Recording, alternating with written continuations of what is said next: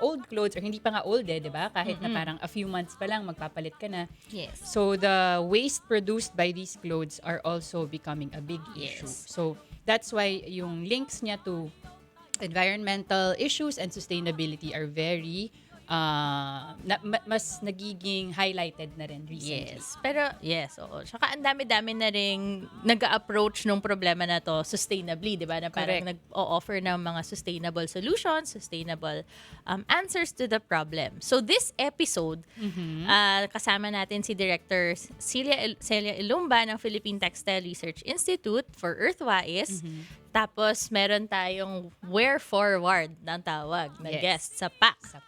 Tapos sa Tita Tips at saka Tikim-Tikim with Ate Kim, medyo ipapagsama natin siya dahil meron tayong isa pang special din na guest tungkol naman sa remodeling, recycling at recreating second-hand clothes and textiles. Yes, so we don't have one, not two, but three guests today in studio. I think that's the most number of guests we've had in studio in one episode. And may Ate Kim pa tayo today. So, it's a very exciting episode. Lots to talk about. Pero bago tayo pumunta dyan sa usapin mismo ng fashion, clothes, meron lang tayong gustong i-share sa ating viewers kung hindi pa nila naririnig itong very critical and urgent issue ngayon ng merong nagaganap ngayon na apoy or fire in the Amazon. So the Amazon forest and that whole region, I think it's been going for mga 1 week na ba? Or at least a week, I think. Ayan, 3 weeks na. 3 weeks na ba? 3 weeks okay. na. So, pero yun yung, yun yung nakapagtataka na medyo this week lang siya talagang lumabas sa balita. Oo. At lumabas siya sa balita kasi yung space station ng NASA, nakita na yung usok from space. From space, oo. So, parang yun yung isang pinagtataka ng mga tao na napakalaki niyang apoy at napakalaki ng environmental impact niyan. But it seems like hindi siya masyadong na-cover ng media from the start. So, this fire is burning at the highest rate since yung Space Research Institute ng Brazil has been tracking fires in the Amazon in 2013. So since 2013, ito yung pinakamalaking apoy na naganap dyan sa region na yan. At yung rate at which the fires are raging is equivalent to 1.5 soccer fields every minute. Every minute. Kung alam natin Imagine yung ninyo, kung gaano kalaki ang soccer field. Malaki siya. Hindi ko alam yung sukat niya, pero alam kong malaki Pag siya. nakita natin sa TV, di ba, ang laki-laki ng soccer field. So every minute, isa't kalahating soccer field yung equivalent ng nasusunog dyan sa rainforest. At bakit ito nakakabahala na issue? Kasi po, ang Amazon po, gubat po yan. So, rainforest po yan na nasa may bandang, sa Latin America. So, malaking bahagi po ng Amazon nasa may Brazil. Sa Brazil, oo. But I think meron ding part na nasa Colombia. Meron sa Colombia, meron sa, letter B, Bolivia, ayun. So, malaki po siya talaga. Ganun siya kalaki na parang napakaraming bansa actually ang nasasakupan kumbaga ng Amazon. Pero pinakamalaking bahagi or isa sa mga pinakamalaking bahagi po ng Amazon nasa Brazil. And itong Amazon na to, ang tawag po sa kanya, siya po yung lungs of the planet. So siya po yung baga ng mundo natin, no? So parang 20% po ng oxygen na kailangan natin na in the Earth's atmosphere ay nanggagaling sa Amazon. Oo. So nasusunog po yung baga ng mundo natin. Basically. So ay medyo nabanggit na natin ata sa ibang episodes kung gaano kalaki yung role ng mga kagubatan sa maliban sa nagpo-produce siya ng oxygen, siya din ay nagsisequester ng carbon dioxide. So, ang laki po ng role na ginagampanan ng mga gubat, especially ng rainforests, sa pag-mitigate or sa pag-control ng climate change. Kasi yung mga puno, ina-absorb niya yung carbon dioxide at siya naman ang naglalabas ng oxygen na kailangan natin. So, kung ito pong Amazon rainforest ay yung 20% ng kailangan nating hingahin ay siyang nasusunog, talagang it's an emergency na sinasabi nga nila. At maliban dun sa carbon dioxide and oxygen na nagaganap dyan, ito ay home or dyan matatagpuan ang mga 3 million species of flora and fauna. So yung biodiversity na nasa loob po ng Amazon rainforest, 3 million species. Halaman po yan. Oo, hayop at at halaman, sari-saring, samot-saring buhay. Mhm. At may mga tao din po. So yung indigenous peoples na matatagpuan dyan, may mga 1 milyong indigenous peoples o mga katutubo ang nakatira or nakasalalay yung kanilang kabuhayan at sa Amazon rainforest. Kaya imaginein na lang po natin yung devastation no nung na nangyayari ngayon. Tapos hirap na hirap silang patayin yung apoy kasi grabeng laki ng liyab at hindi lang yon kasi kaya rin po siya hindi lumabas daw sa balita ng mas maaga kasi sadya siyang sinunog. So sadya po siya daw sinunog ng mga loggers, mga rancher para po sa sa Brazil po kasi malaking bagay yung mga farmer, yung mga tawag po nila yung beef caucus no. So parang yung mga for agriculture nila. Yung cattle, isa sa pinakamalaking pinanggagalingan ng kanilang ekonomiya. So yung yung parang domestic product nila, beef ay yan yung baka, karne. Karne ng baka. At kaya nila kailangan sunugin or i-clear yung gubat para gawin siyang rancho para dun nila ilalagay yung mga baka nila. At syempre yung logging din, ayan, yung mga pastulan ng baka. At syempre yung logging. So ginagamit din nila yung timber or yung troso para sa industriya. Pero yung paraan ata daw ng pagkakagawa nila nito, parang kumbaga ang dami-dami ng conservation efforts para sa Amazon dahil napakahalaga nga niyang ecosystem, napakahalaga niya para sa buong planeta. Pero dahil ata ito sa mga ilang recent political changes sa Brazil, for one, na biglang nagkaroon ng opening itong mga loggers at mga farmers, ranchers para kumbaga gamitin yung Amazon na napaka-critical na habitat. At yan, ito yung naging consequence. Nagkaroon ng basically uncontrollable na tong fire. Hindi na to yung apoy na kailangan lang namin tong area na to para magpastol. Medyo out of control na siya. At yung usok daw po na nanggagaling dito sa apoy na to ay halos half ng Brazil, kalahati ng Brazil ay natatakpan na niya. Napakalaking bansa ng Brazil. Napakalaki niyang bansa. At yung mga neighboring countries na Bolivia, Peru at Paraguay ay apektado na rin. Opo. So nakakayak po actually, nakakalokang isipin talaga na nasusunog ang Amazon at na sinunog siyang sadya, 'di ba? At na walang safeguards kasi hindi na nila na-control, 'di ba? Out of control na ngayon yung kung apoy. umabot na yan sa mga syudad nyo rin, di ba? So, ang laking bagay rin po niyan. Ang laking problema niyan. So, sa mga viewers po natin, ano naman po ang masasabi nyo tungkol sa nangyayari ngayon sa Brazil, sa Amazon? So, pwede po kayo mag-comment sa Facebook Live namin. Yes, hanapin nyo lang po sa Facebook page ng 1PH. Nandyan po yung episode, streaming live. Ngayon, pwede po kayong mag-comment dyan tungkol sa napakahalagang issue na ito. Yan. Sige, now to move on naman to something more local at something na medyo mas may mako-contribute tayo, no? Yung tungkol sa sustainability po ng ating mga damit at mga textiles. Ayan. So pagkatapos ng ating break, na papupunta na tayo sa Earthwise at sino nga ulit ang guest natin, Nay? Si Director Celia Elumba po ng Philippine Textile Research Institute natin dito sa Pilipinas. So, abangan niyo po ang talakayan natin mamaya dahil makakasama natin siya after the break.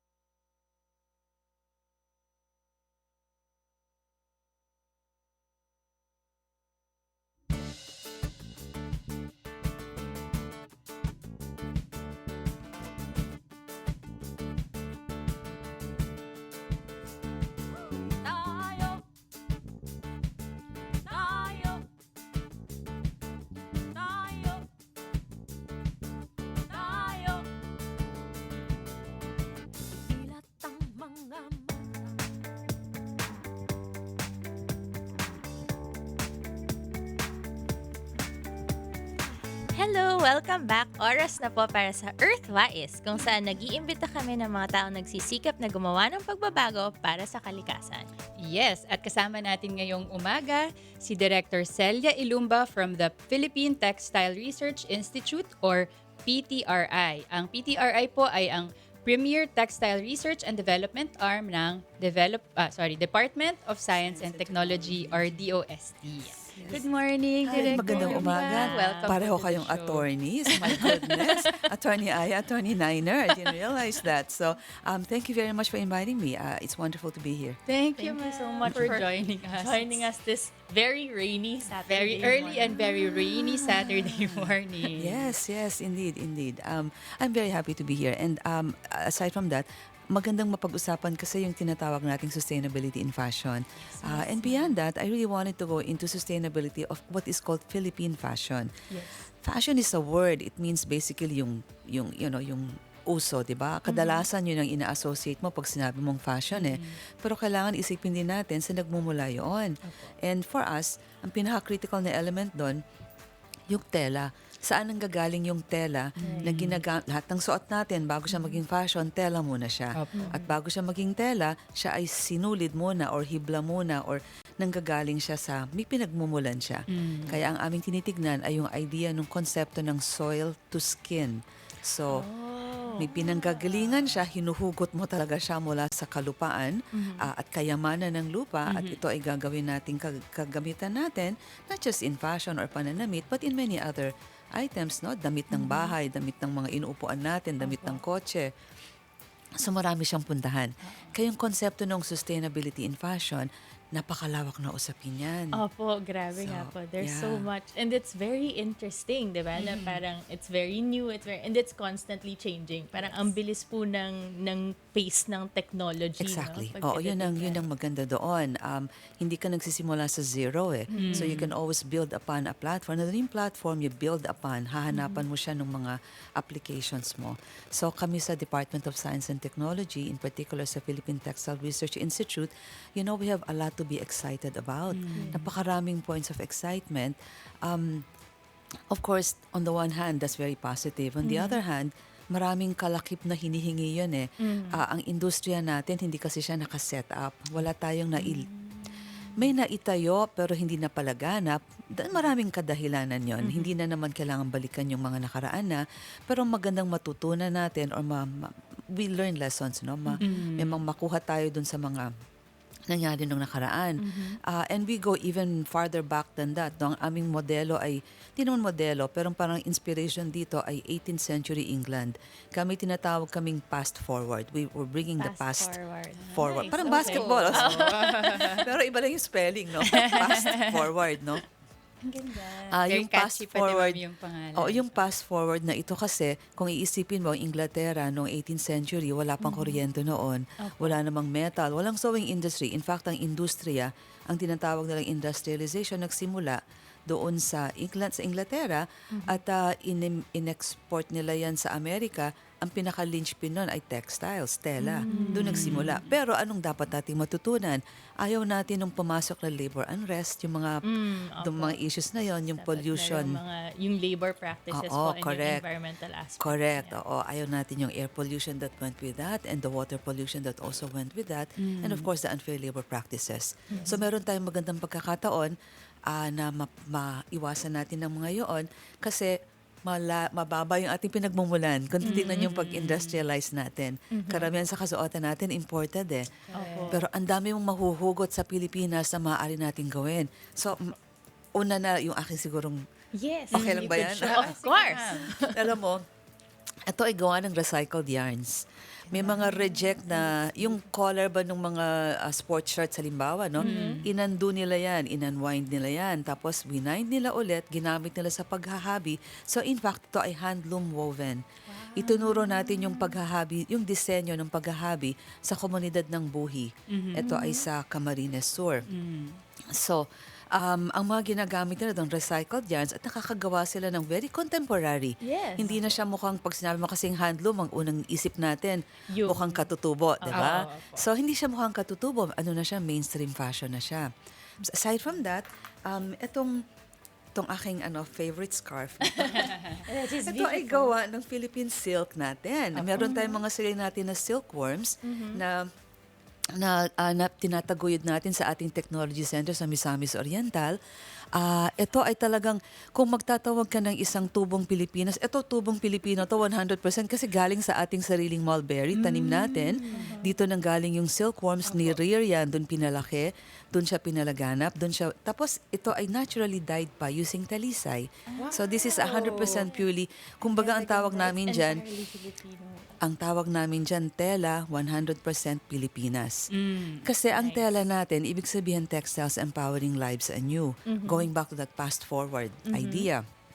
So this is tela, 100% Pilipinas. May isa pa tayong example dito.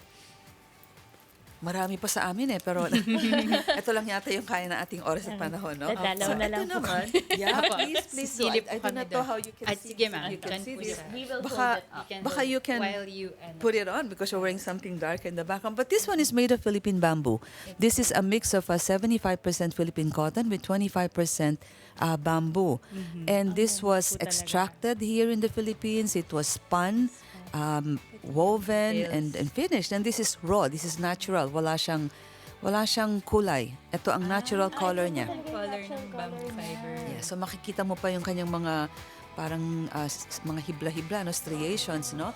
So it's a mix of both Philippine cotton and Philippine bamboo. So ang ating panawagan dito, napakarami nating natural resources maaari nating masagawa.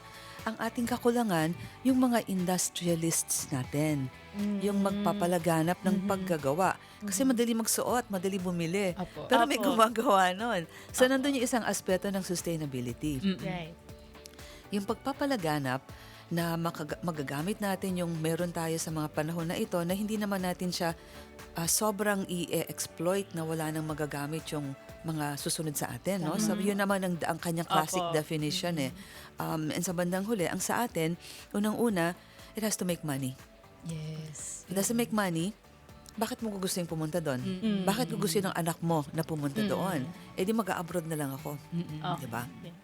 So una, kailangan siya ay sound business idea, meron siyang market, meron siyang patutunguhan, napakarami nating Pilipino. Na hindi naman tayo mahilig magdamit, 'di ba? Slight lang. Konti lang. So, yung ganon ba na we have the market, we have the sources. Ang kulang, which is really our scenario in the Philippines, yung ating industriya. Opo. 'Di ba? Nilampasan natin medyo magaling tayong magtinda, magbenta, magmarket, magaling tayong mag-finish, magaling tayong mag-promote. Yes. Pero yung paggawa, Sa sana dito production yung po. trabaho natin. At dito hihinga natin ng panawagan dito ang ating mga kasamahan sa ating bansa. Lagyan natin ng ibang definition yung halaga. Kasi ang unang tingin natin, ay gawa lang pala sa Pilipinas yan, dapat mura lang yan. Bakit Kasi ang dito mahal? naman siya, hindi Oo. naman siya Habing kamay lang pala yan. Bakit Yes. ang mahal? Diba? So, medyo yung ating pananaw doon ay dapat rin mabago. Iba yung mass production, mainam yon, meron yung lugar, pero iba rin naman yung, alam mo na ginawa sa lugar ninyo, na tipong yung nanay ng kaklase mo, yung kapatid nun, yung mga ganon ba, Opo. na yung value nun sa komunidad. Tapos yung inside ng basura, hindi siya ng basura, halimbawa sa basura, banana, matapos mong kuhain yung prutas. Yung pineapple, matapos mong kuhain yung prutas. Meron kaming mga ganong teknolohiya na ginagamit natin yung mga agri-byproducts, ginagawa nating sinulid na maaaring gamitin pang hobby. So, Opo. Tsaka mami, yung naisip ko dyan, di ba, yung you mentioned yung mga mass-produced, parang kailangan din ng konting shift sa mindset na hindi kailangang marami kang damit na mura, na palit ng palit. yan, exacto. Pero magandang magkaroon ng kahit yung mga ilang very high quality pieces na siguro mas mahal yung ibabayad mo for now, pero matagal mo Mas siyang matagal. magagamit. Oo. At saka parang classic pieces, so you can use it in very different contexts. At saka parang ano siya, yung pwede mo siyang i-show off, yung parang ang ganda ng, diba? Oo. Tsaka, di ba, kung hand-woven siya, handmade siya, parang they're not all exactly the same, di ba? Correct. So, parang yung hawak-hawak mo, yung It's nasa iyo, unique to unique you. pa rin siya. Unique para- Tsaka may kwento, di ba? Pwede mong sabihin na dito to sa community na to nanggaling, Oo. ito yung inspiration niya sa indigenous crafts natin, etc. So, ano pa siya, ano yan? Conversation Nako, piece. correct. Oo. So it's Like also yung suot ni Ma'am. thank you. So it's a conservation also of your traditions, of your Yes. culture, of your history, the history of the place. The reason that we went to Buhi for this is because, it is a 100-year-old tradition that they are trying to conserve. How do you keep that? So that's my other definition of sustainability. It is for keeps. It's something that keeps and something that keeps you. So therefore, you make things na tatagal at you make things to last and you make things really to last well, no? Pwede niyo pang ipamana. Oo, Diba? oo. Yeah. At yung pamana na yon, kasi i-differentiate lang natin. Marami kasi sa kasuotan natin, you've heard of the polyester, the synthetic or the plastics problem na nasa tubig na siya. Na by 2050 yata, we will have more plastic in the ocean than fish. Sabi nga. Right now, we already have like 30% of what you will find is already plastics. And it's already in many things, in mussels, nasa tahong. Sa isang litro ng tubig. Iniinom mo, Sa kinakain mo. isang litro ng tubig, meron siyang 7 to 8 pieces of microplastics in a liter of bottled water. So the thing here is, hindi lang siya yung nakakarating na plastic na tinapon mo sa basura. Yung kasuotan natin kapag siya ay synthetic o polyester, kapag nilabhan mo, yung tubig na pinanglabahan nun, it will find its way into the system. Opo. So ang problema natin doon is papasok rin sa iba-ibang parte ng ating ecosystem. On the other hand, yung namang mga plastic na materyales, isipin mo yung accumulation. Sabihin na natin na na-recycle mo siya, ginawa mo siyang upuan. Yung upuan na yon, hindi mo rin ma-recycle muli. Magtatambak na siya. So paano na pag nagtambak-tambak siya? And it will take what? 20, 100, 200, 700 years? Yes. That's It's frightening to imagine. it's frightening diba? to imagine. Very At frightening tuloy to yung imagine. business as usual po natin, kahit mas marami ng awareness dito, hindi pa rin talaga nagbabago yung practices. Ano po? So, yung accumulation na binabanggit niyo, ma'am, tuloy-tuloy pa rin siya as of now. Exactly. That's why Exactly. the awareness that you are raising po at PTRI and the practices you are trying to encourage are so important, lalo na po sa Philippine context. Yes, and so we are actually promoting a lot more of our natural products to have more natural component in it. And aside from that, use byproducts. Hindi mo siya kailangan itanim Basura na siya Basura na Yung siya. pineapple leaf, tatapon mo na yan. Yung katawan ng saging, kapag katapos na yung nakuha mo na yung prutas, wala na yun mabubulok na yun. So, maaari mo pa siyang makuhaan ng materials na magagamit natin for another process. So, circularity is very, very important for us. Yan po yung idea tinatawag of ng circular economy po. correct. And closing Correct. the loop, diba? Closing na parang the loop. from start to end, alam nyo kung In fact, pinagdaanan yes. Meron ng lahat. kaming closing the loop on fashion. Yung closing the loop on fashion framework, ang gusto natin doon, over time, yung kasuotan natin, ito na yung ating feedstock.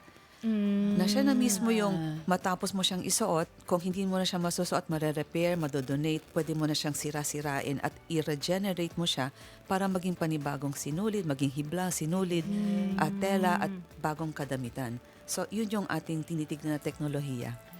That's so fascinating. I know. At saka, And exciting. At saka yung naisip ko, no, na si PTR ay nasa ilalim po siya ng DOST. Correct. So, the focus really is on the research and development of this. Applied sciences, applied science. technology, applied researches. Kasi sabi din natin, kapag hindi mo siya maa-apply, para ano siya? 'Di ba? Pang ano lang, pang library. Tama po. Chika-chika. Oo, chika-chika lang 'yan. So gusto natin siya ay ma-apply. Kaya sinusuot natin siya, pinapakita natin siya. Sasabihin ko sa inyo na hindi mo siya mabibili agad-agaran. Kasi ang hinahanap nga natin yung mga gagawa. So ngayon pa lang sa bamboo, naghahanap tayo ng mga makakapag-extract ng fiber on a commercial scale. Yung pag-decorticate ng pineapple at ng banana at ng abaka. Kailangan commercial scale. Kasi kung pang siya ay paisa-isa, nalalabanan mo pa yung kaaway mo yung makina Ipapasok mo kasi yung dahon, hihilahin mo. Babaliktarin mo, ipapasok mo, hihilahin mo. Bago tayo makarami doon, siguro may mga 10 years na bago natin madamitan ng nakakarami sa atin. So, hindi yun ang ating gustong puntahan. Paano makabigyan ng trabaho kung panghahanap buhay ng mga karamihan instead na aalis ng bansa, dito na yung ating negosyo at ating industriya. Hindi mo siya magagawa kasi wala kang commercial scale. We need to scale it up. Hindi siya pwedeng pa isa-isa. So, yan po yung tinitingnan ngayon. No? Yes. Unfortunately, we have no more time. But we will probably surprise you in your office. Oh, Please. Yes. Gulo po kami doon. Anytime. Please come anytime. I think the more people na makakaalam, makakarinig, makakaalam ng ating gustong ipahiwat, ipang mangyari sa ating Pilipinas, sa ating bansa, kailangan natin yun Kasi kailangan maraming shift in our mindsets. Meron tayong mga ibang, mas mahal yan Hindi, halaga. Anong kababalik nito sa atin? Yun ang ating dapat na bigyan ng pansin. So maraming salamat for inviting me over. Thank you so po for much, coming ma'am. and for giving us some time in your very busy day. Anytime. Tell me, anytime. Yan. Sa amin pong pagbabalik, hindi pa po tapos ang usapin natin tungkol sa sustainability at fashion. Makakasama natin sa PAC ang founder ng Wear Forward. Isa po silang organization na ang advokasya nila ay bigyang buhay muli ang mga lumang damit. Magbabalik ang tayo-tayo dito sa 1PH makalipas ang ilang paalala. Kumilos na tayo, iyo, oh, oh, tayo, iyo, oh, tayo, iyo.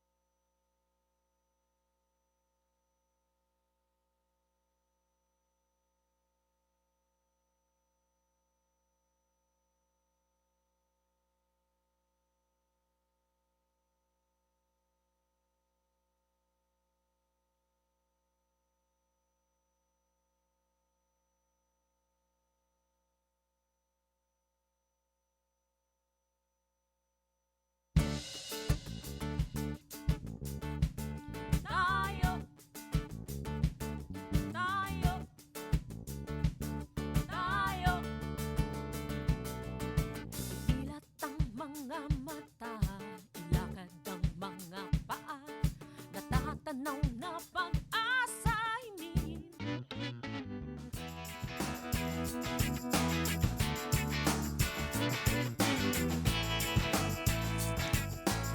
Welcome back po sa ating next segment na ang tawag namin ay Pak Galing. So, dito po parang sino-showcase namin yung mga efforts na ginagawa ng mga tao for the environment na nakahanga-hanga naman talaga. Yes. At syempre nakaayon pa din ang ating PAC sa ating theme of fashion and sustainability. At ang kasama natin ngayon sa PAC, ang founder ng Wear Forward, si Mr. Prince Ventura. Good morning, Hello, good morning. Prince. Good morning, everyone. Morning. Gusto ko lang munang batiin ang napaka-akmang I love it. look ni Prince dahil maulan ngayong Maulan. umaga ang kanyang magandang kapot. Ayan. Sige. So, unang tanong namin sa iyo, Prince, pakipaliwanag naman sa amin, ano ba yung Wear Forward? Paano ka nagsimula? At ano yung inspirasyon dito sa organization na ito? Yung Wear Forward, it's clothing as a service, fashion re-commerce, and social enterprise. Okay. And na-develop ko yung concept na to when I was still studying as a clothing technology student in UP Diliman. So, we had a subject wherein kailangan namin ilista yung mga personal fashion problems namin. And pipili kami ng isang problema doon and kailangan namin solusyonan. Okay. Oh. And yung napili ko is habang tinitingnan ko yung closet ko, na-realize ko sobrang dami kong damit na hindi ko na ginagamit at all. Or Okay. sobrang tagal bago ko sila gamitin ulit. Hindi lang And- ata ikaw ang may ganyang problema. Totoo. Kasi nung tinanong ko yung mga kaibigan ko, ganun din pa rin yung sitwasyon nila. Pero hindi nila nakikitang problema yon. And that's when I started to think about na this has to be solved. Kasi it takes space sa ating houses and also it contributes sa mga carbon emissions, ganyan. And that's when Wear Forward started. Oh, nice. So tell us more about what Wear Forward does or what the service is about.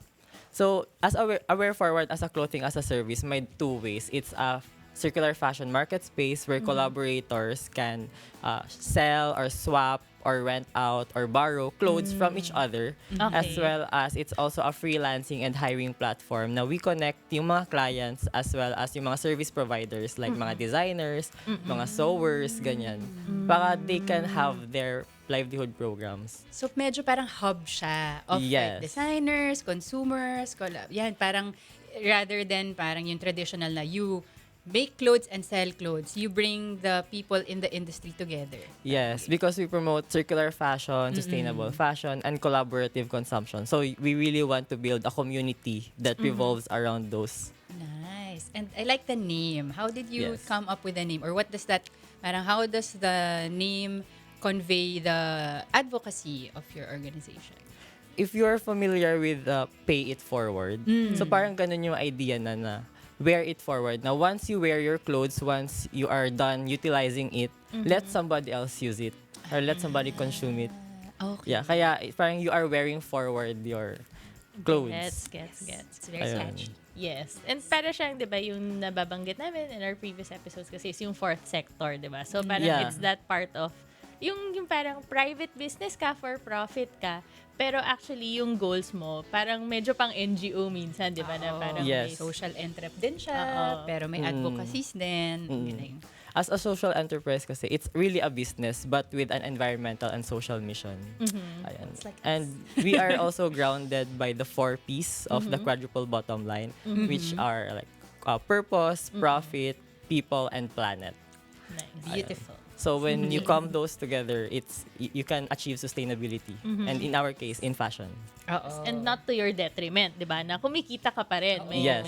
may nakikita. Hindi ka parang martir-martiran, di ba? Oo. Talagang, And at the same time, hindi lang kami yung kumikita kasi the community as well kumikita. Kasi kunwari yung mga freelancers or yung mga may mga damit na gusto nilang iparent or iswap. Yan. okay. So lahat may benefit na nakukuha. Yes. And yung hashtag ng Wear Forward is hashtag donate your textile wastes.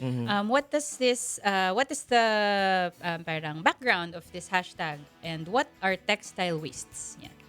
Una-una, yung textile wastes, we consider them as those pre-loved items or unwanted fashion items na hindi na natin ginagamit talaga at all. And gusto natin na ma-eliminate or ma-recover yung mga valuable resources na yun para maiwasan na mapunta lang sila sa landfills. Yes. Okay. Kasi nung 2017, may study na nakandak and napag-alaman nila na almost 1/3 ng Filipinos nagtatapon ng damot after one use lang. What? What? Yes, and every second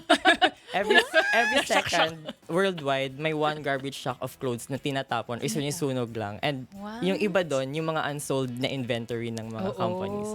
So ayun, gusto namin na ma-utilize yung mga textiles or mga damit nila na hindi na lang nila ginagamit. That's one type of textile waste. As well as yung mga dead stock fabrics or off-cut fabrics ng mga designers or brands, yung mga pinagtabasan. Yung retaso. Yes. Na, Okay. gusto natin ma-utilize pa rin.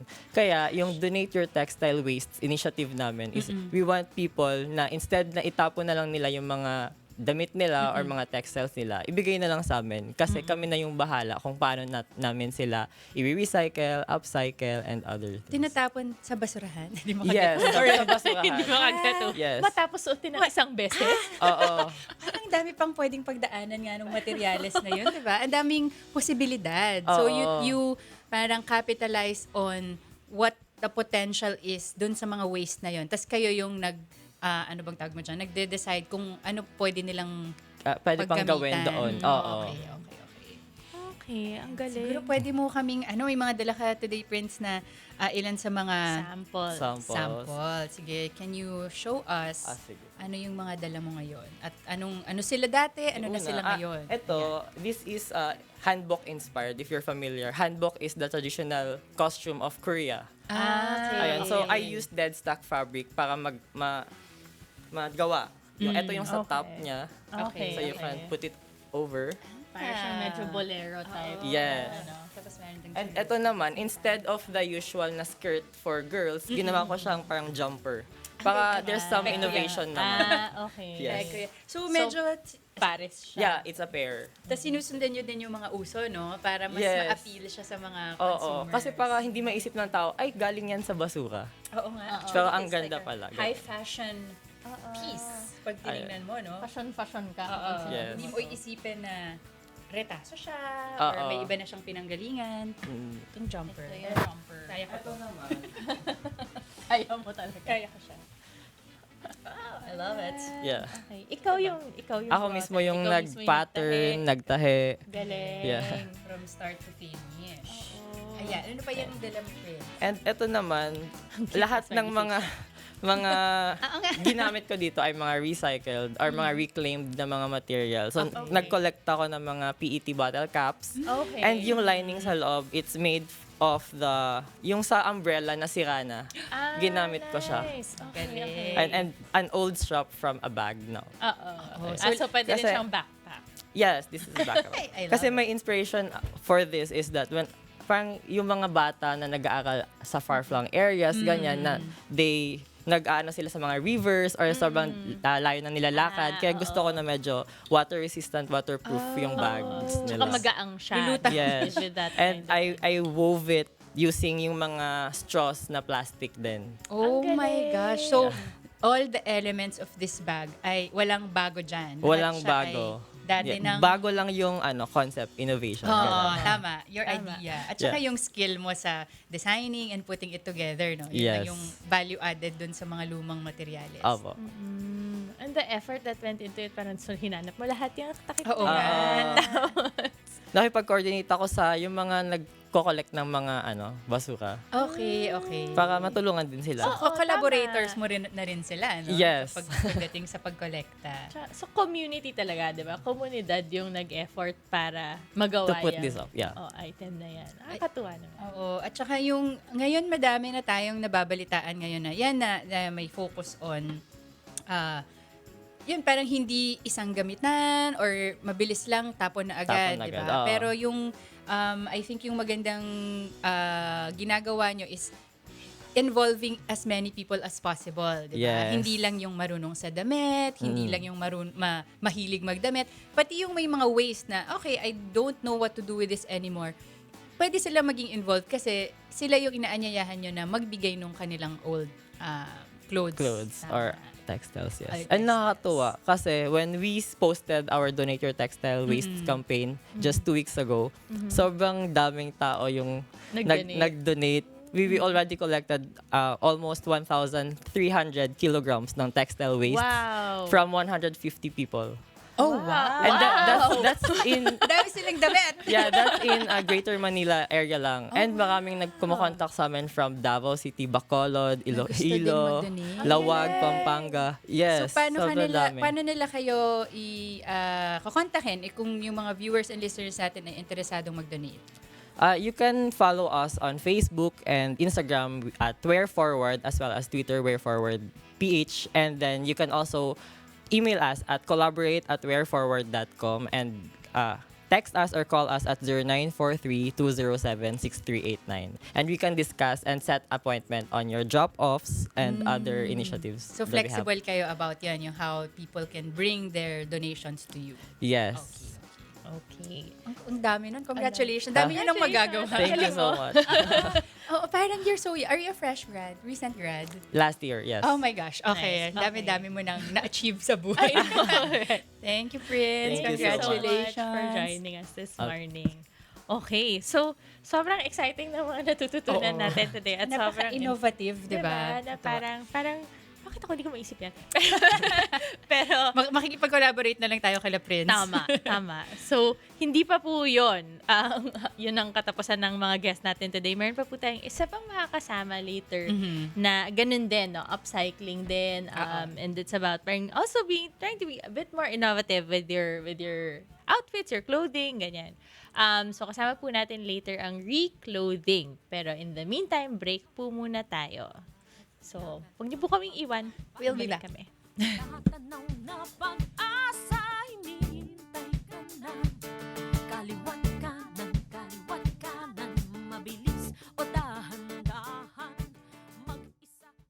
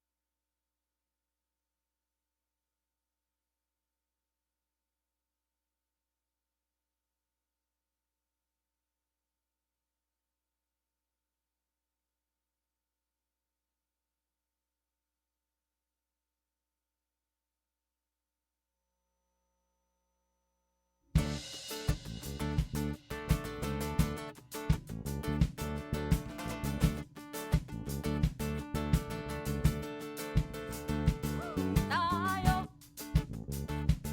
tayo, tayo, tayo. Ilat ang mga mata, ilakad ang mga paa. Natatanaw na pag-asa, hinihintay ka na. Kaliwat kanan, mabilis o dahan-dahan. Mag-isa o may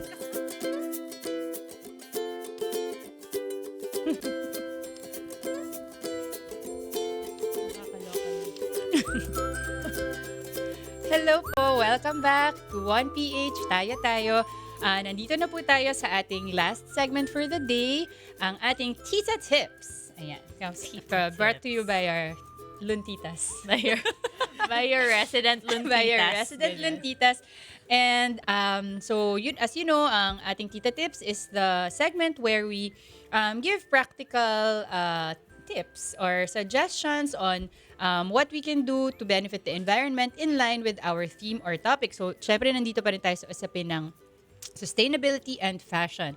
But today, hindi lang po kami ang kasama nyo sa Tita Tips. Meron tayong guest na kasama from Reclothing. Ang kasama natin ay si Bianca Gregorio, ang founder ng Reclothing.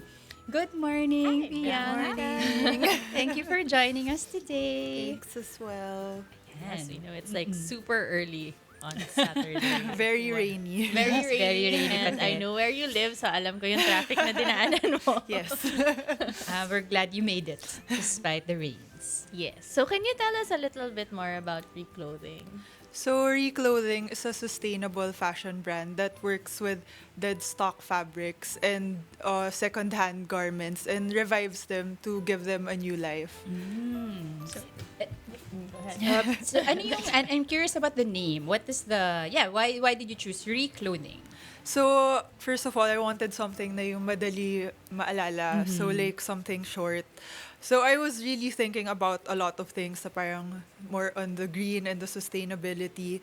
So, I thought na, yun nga, what does Re do? And yun, it revives. So, parang in a way, in parang more specific terms, parang it also remodels, it also recycles. So, it's all about parang the cycle of like closing the loop in fashion. So, that's why I chose Re. Okay. it's a very, I think it does send that message. No? Yes. Parang even if hindi mo in-explain, parang okay, I get it. So so because we are in Tita Tips, ayan. So how do we, for our viewers and listeners, sa reclothing, how do you, anong suggestions mo kung paano pwedeng bigyan ng bagong buhay ang mga lumang damit or materials or textiles? So, ako nga, majority of my items are embroidered. But we also do other things. Parang general upcycling. So, like, sometimes you also try parang new things. Like, right now, bumabalik tie-dye. So, like, pwede tie-dye. Pero kasi mahirap siya i-demonstrate. Pero yun. Tapos, pwede rin, like, kung may sewing machine kayo, sobrang dali lang as in mag-restyle ng items into a more modern way, which is what the brand does as well. Kasi like, ang dami nating damit for sure na every year parang, hindi ko na siya ginagamit or like parang, may bago ng trend so bibili ka ng bago. Pero for sure, may something in your own closet or kahit sa family mo na parang kaya mo hiramin tapos i-makeover para yun, ma-revive siya and like to be more sustainable. Parang magkaroon siya ng bagong buhay, basically, no, yung revive na imbis na itatapon mo na siya or ilalabas mo na siya sa closet mo, ikaw mismo, meron kang pwedeng gawin para maging bago ulit siya. So, kasama dito sa mga ginagawa mo is embroidery, no? Parang nakikita namin dun sa Instagram mo, parang merong mga nagko-contact sa'yo, then parang pwedeng pa-embroider, ganyan. And damit. So, parang kasama nga dun sa aming production team na parang, pwede ko na ba itong bilhin ngayon? So, pwedeng parang mag-consign sa'yo ng items, tapos mag-embroider ng parang kung ano yung request nila. Ganun ba? Yes. Okay. So like, we have custom items na parang maraming people, kunwari may shirt na sila na hindi nila ginagamit. So like, stock na lang siya in their closet. But they have something embroidered on it na means something to them. So like, their pet or a family picture or basta, or kahit something conceptual. Ayan, so parang nasa picture. all of a sudden yun, may new life na siya. So like yan, that's a kid's drawing. So that's a collaboration we have with Baba Doodles then. Okay. Kasi they produce from yung kids drawing. So yun. Can you show us a little bit, Bianca, itong dala mo? So, kunyari, itong, yan, paki-explain your, sample. Okay, so like yun nandito. Kasi right now, it's Buwan ng Wika and Okay. National Heroes Day. So, like the one I'm wearing, si Gabriela Silang. And that as well, si Agueda. So, we want to parang also pay tribute. We also want collections na as in relevant. So, kasi diba kunwari, parang may isang favorite, like itong tinatahi ko now, or yung ipapakita ko later, si Commander Liwayway. Like, hindi na siya, parang nung nakamit ako ng people, most people hindi na siya kilala. So, pero ang ganda nung story niya. So, parang by putting these into shirts and parang educating people as well, parang it's both reviving yung clothes and parang yung story of these people. So, yun. Pwede ba nating pakita, Bianca, sa camera ito? Okay. Yan, how it starts, no? Yeah. So, you have the shirt or the blouse, and Yes. then meron kang pattern muna na ito. Yes. So, usually, you can, kasi I also do workshops if you want to learn. Ayan. Para you can do it yourself din. Kunwari, parang bagong hobby, ganun. So, like, you can use parang friction pen. Kasi pag friction, hindi mo na siya kailangan labhan. Pag pinlansya mo, natatanggal na yung pen marks. Okay. So, so makakatipid ka pa sa water by doing that. And then, from there, you can start on the Yan, yung embroidery stitching, na. Yeah. embroidery. And so may workshops kayo, so parang anyone can do it? Ganun ba? Yes. Mahirap ba siya? I mean, most likely lahat ng tita, moms, lolas, Tama. kayang-kaya nila yan eh. So like, parang more on, parang making it a more modern twist lang Oo. on something na as in every parang generations have done na rin naman talaga. At pwede ka, parang it's also encouraging creativity, di ba? Mag-isip ka ng design, and Yes. kung di ka masyadong makraft, it's your chance to start a new Oo. hobby or a new So skill. parang kung hindi mo kayang gawin or ayaw mong gawin na ikaw, pwede mong kontakin si Pwede Bianca. din, Pero oo. pero kung ikaw naman, kung may time ka, parang, or gusto mo ng, yun nga, bagong hobby, medyo kailangan mong mag-relax from work, ganyan. Parang pwede mo rin gawin. So how do they get in touch with Reclothing Bianca if they want to participate in the workshops or if they want to, yan, yung gusto nilang kunin yung services niyo, mag-commission? So, in terms of services or events, we usually announce it via our Instagram page, which is at shop.re.clothing. But if you want to shop our available items, we have our website, which is shopreclothing.co. Dot So, go. yeah. Okay. Oh. Ayan. So they can either check you out on Instagram or your website. Yes. Okay. Great. Sige, pwede rin natin i-post yung mga website nila para Mamaya dun sa Facebook page po ng Para Bukas, we'll update it with the information not only from Reclothing and Bianca but also yung guests natin. So Yes. si Wear Forward at si PTRI. Yes. Thank you, Bianca, Thank you, for coming today and Thank you so joining us much. this morning. And since nabanggit namin na pwede nyo pong tingnan, ipopost po namin mamaya sa aming Facebook. So please follow Para Bukas sa Facebook. We are there as Para Bukas, also on Instagram at Para Bukas, Twitter as Para Bukas HQ, and our website is parabukas.com. Yes. So we also welcome po yung mga guest suggestions, mga topic suggestions. Meron na po kaming mga nakuha na very, very interesting at exciting na papag-uusapan din natin later on. Yes. But in the meantime, that's it for today. Ako po si Aya De Leon. Ako po si Niner Guiao. At yan ang kabuuan ng Tayo-Tayo ngayong Sabado. So abangan po natin yung susunod na programa on 1PH. Tapos samahan niyo na lang ulit kami. Samahan niyo na lang ulit kami sa Sabado, 10:00 ng umaga para sa isa na namang usapang kapaki-pakinabang para sa ating kalikasan. Ito ang programa na nagpapaalala na walang ibang maninindigan para sa kalikasan kung hindi tayo-tayo.